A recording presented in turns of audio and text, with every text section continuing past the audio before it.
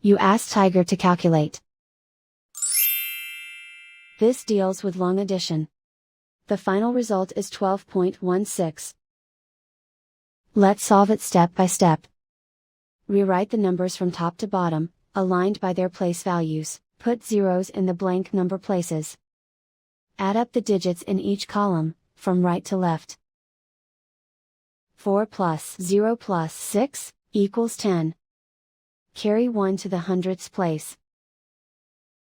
1 plus 3 plus 1 plus 1, equals 6. 1 plus 0 plus 0, equals 1.